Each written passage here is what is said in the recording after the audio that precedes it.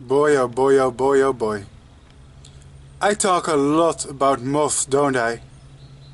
Why would someone be so obsessed with a subject seemingly so extremely irrelevant?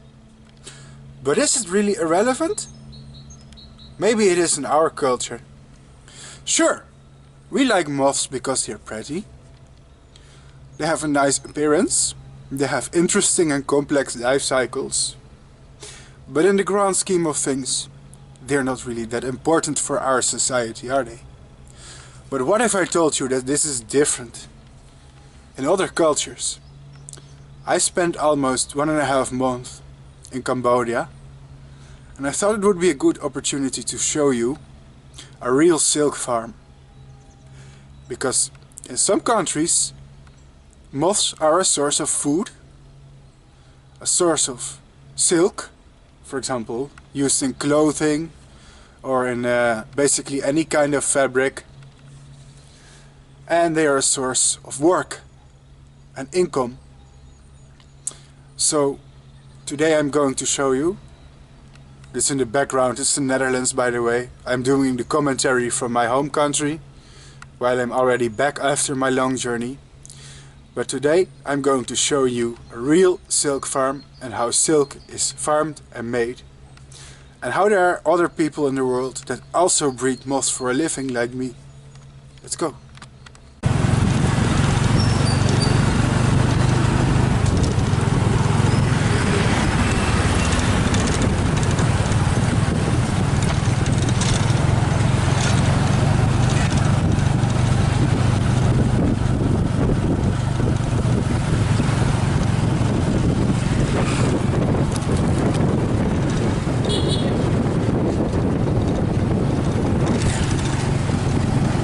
Mulberry tree, we cut the leaf and feed the worm. Silkworm eat this leaf. But have many type different. They from Japan mulberry tree, Thailand, that from China, that Cambodia, that and the overseas.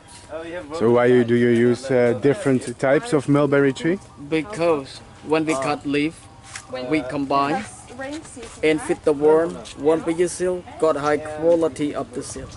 Okay. If use one type, still not strong enough. So if you give it many types of leaf? High quality. Okay, I didn't know this. Thank you. And in your country have mulberry tree also. You're from Netherlands, right? Yes. Yes, we often plant in gardens or parks as decoration. Yeah, why we don't plant your country mulberry tree? Yeah. You are good mulberry tree, you high protein, you high quality. Okay. But you grow fast and high. Okay. How old? 13 years here, 13 years. 13 years. That 10 years. Okay, so you're growing slow. Yeah, and you are 10 years this size and high, so hard for us to take the leaf, collect the leaf. I see. But you plant, you collect the fruit. You make jam, you make pie, you make ice cream. Ice cream from mulberry? Yeah, in your country. Here, fruit too small. Ah. This is a cocoonery house. Aha. You can see we put water on stuff here. Water on corner. Oh, I see. It's against the ants? Yeah, stop the ants, not climb to the house and bite the worm, eat the worm. So this is the mulberry silk plantation? Yeah, here just one. Where they grow the food plant, and here we're going to the cocoonery. Oh wow.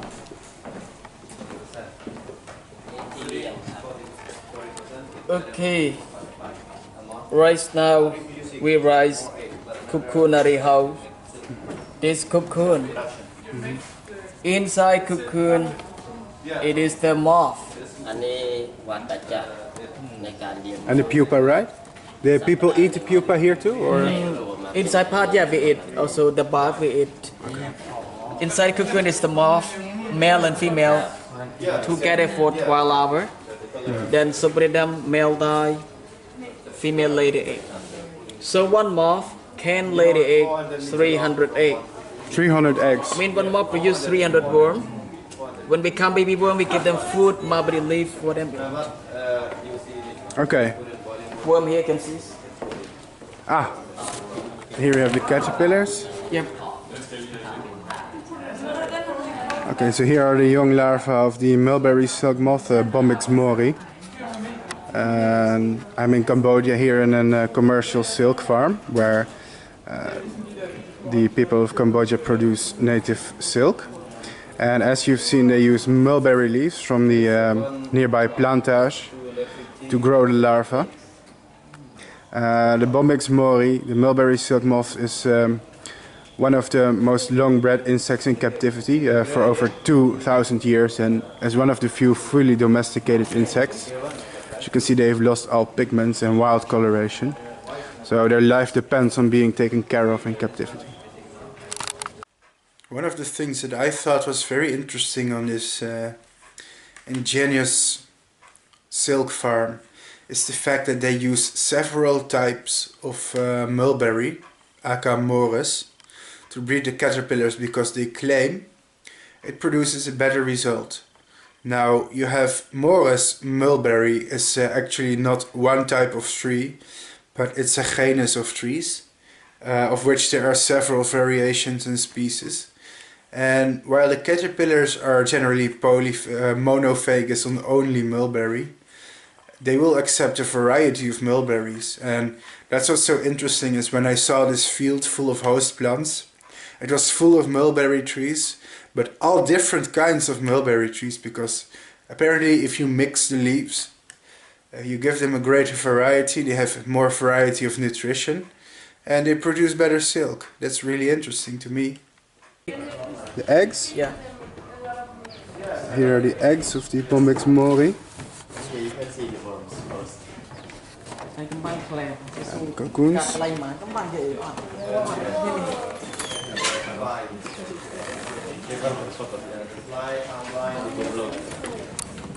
Small here. I see. You come today worm are small because this new generation. It become 10 days ago worm like my finger size, but all of them can become cocoons, so we kill them. Okay. And you keep some alive for reproduction, right? Yeah, only 20% reproduction. 20%? Yeah. Okay. Take a picture too.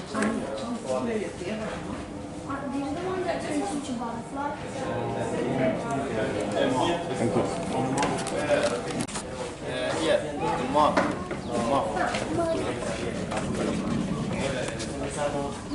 So here we have a few adult mulberry silk moths, freshly hatching from these cocoons. My guide just found a few moths here hatching.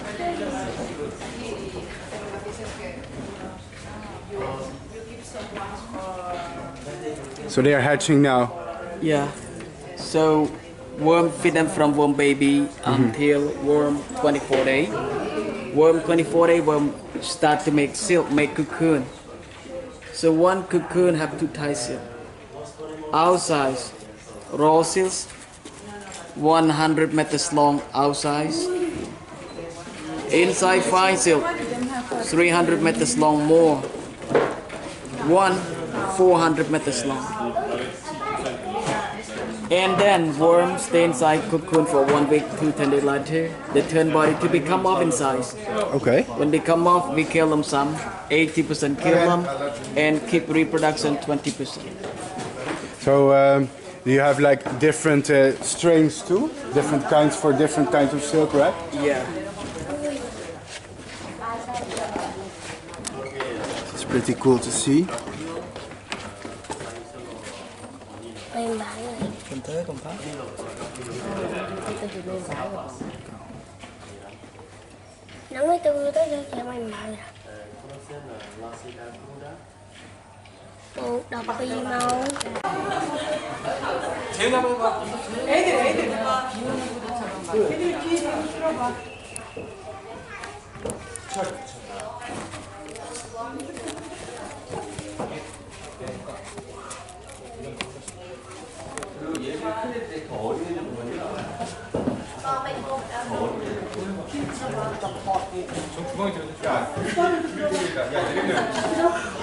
네, 이거 약간 그거 같은데 탄산.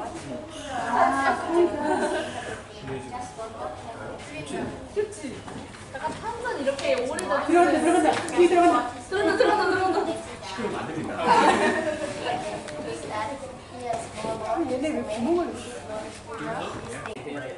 So here is an adult of the Bombyx mori, the mulberry silk moth. The domesticated silk moth. As you can see, its wings are barely functional, and that's because in captivity functional wings are selected against, since most moths in captivity only have to crawl for a few meters in order to find a partner, and they do not have to fly to locate another male or female. So that basically means that functional wings in captivity is a waste of energy. So instead, after 1,000 years of breeding, they turn out looking like this. The fully domesticated insect. Very interesting to see how silk is produced here. Second of all, what's also interesting is how the golden ratio is for harvesting. Basically what they do is 20% of the cocoons are left alive for reproduction. That means these males and females will pair and produce the next generation of eggs. And the other 80% is killed and basically turned into silk. Well, I wonder how they got to that ratio. I guess that's exactly the golden ratio you need to sustain your population and not produce more or less of them, while still being commercially viable.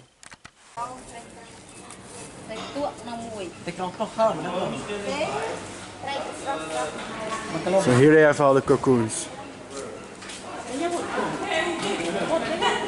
Wow.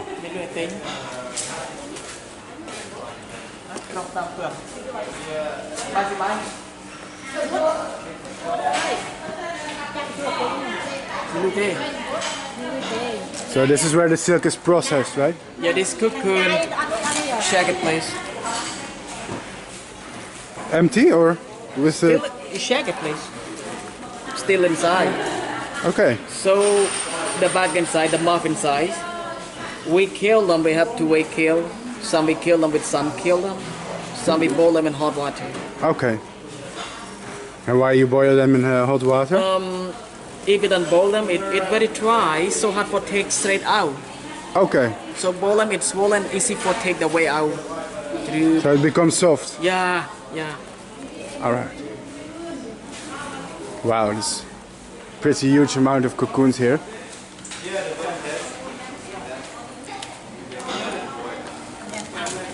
So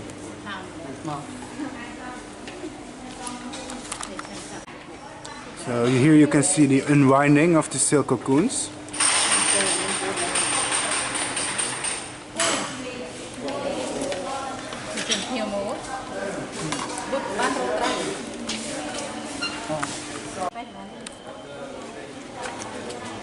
So it comes out, stick together, you can see.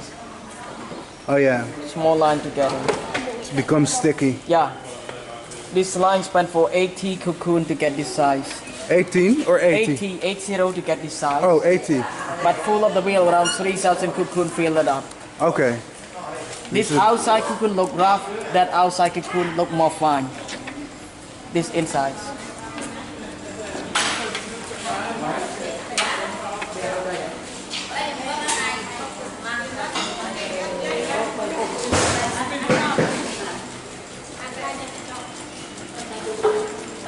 So here they spin the silk.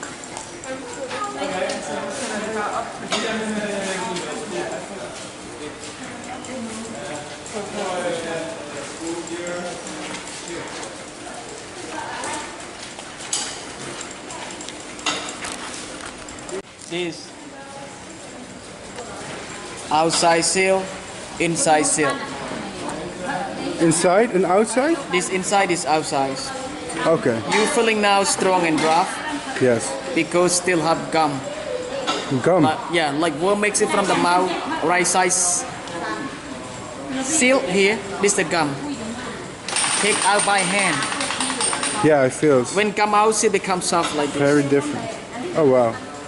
After it becomes soft, then we put color on it. It's pretty cool.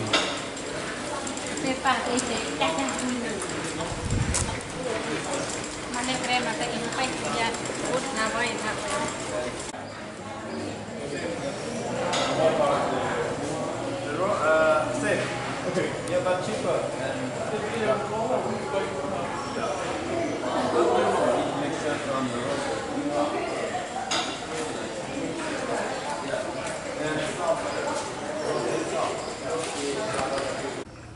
Right now, everybody is still weaving, Weaving. but it's not weaving yet. We call tie dye.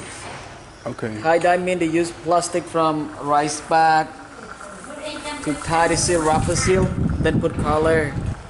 The colors not go inside plastic part, just stick outside. Remove plastic out, the part turn different. Make design, make the part turn.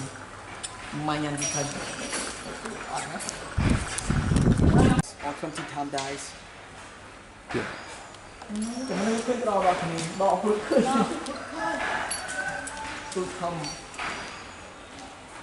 And this stage we call framing. Framing. Framing means the right programming and set program, how weaving program. In your country, you learn programming on computer. When you have some mistake, just click mistake out. But it's hard job, how many line up, how many line down. After she write the programs and this program to them here and weaving.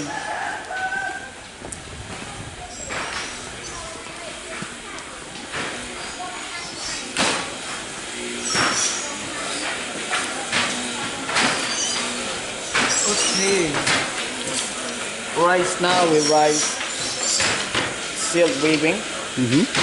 Before weaving they put color there, tie and dye color. Then set up a chopstick.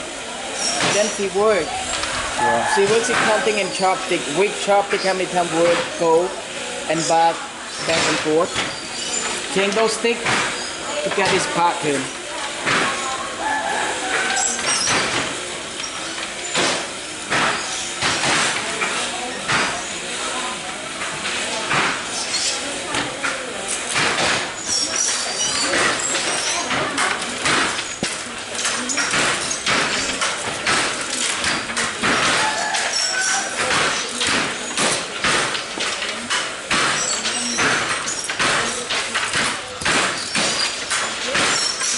Looks like difficult work to me. Oh, very hard job. Chắc cô không lên.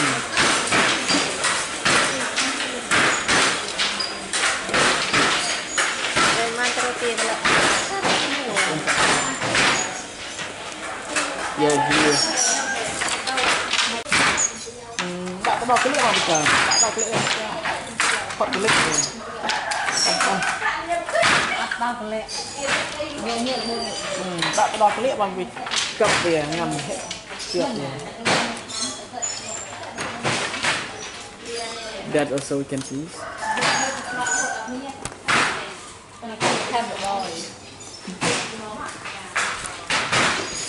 Yeah. So they have some mistakes, so take out, cut out. Or they can take mistakes out? Yeah. It starts again some part.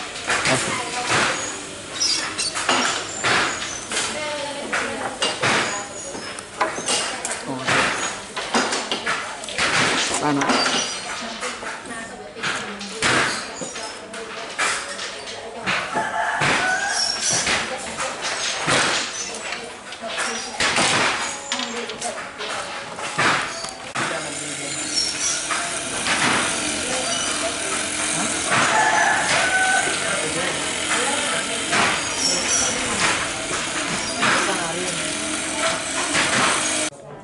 And how long do the eggs take to hatch here?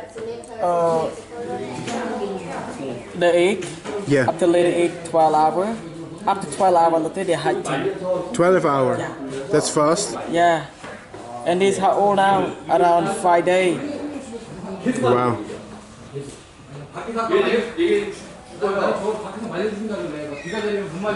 So many caterpillars. How many moths do you breed like in 1 month? Oh, a lot. Big amount. Thousands? More than that. More than that.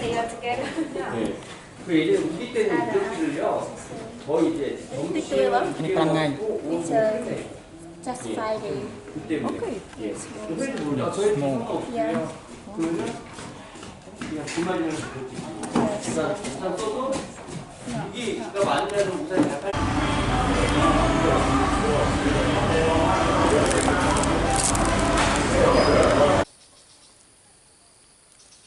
Hi everyone, and thanks for watching. My name is Bart Coppens, a traveling entomologist from the Netherlands. Working with moths used to be my hobby, but thanks to my exposure on YouTube and social media, it became my job. Thank you for following my travels in Laos and Cambodia, which is part of the video series that you are watching now. This is the outro video, so skip ahead to the next episode if you like. I would just like to remind all of you to like and subscribe, and consider joining my crowdfunding platform. Because as an independent entomologist, crowdfunding enables me to do independent work on insects and improve my YouTube channel. So if you are willing and able, please consider joining. And otherwise I would like to say thanks for watching.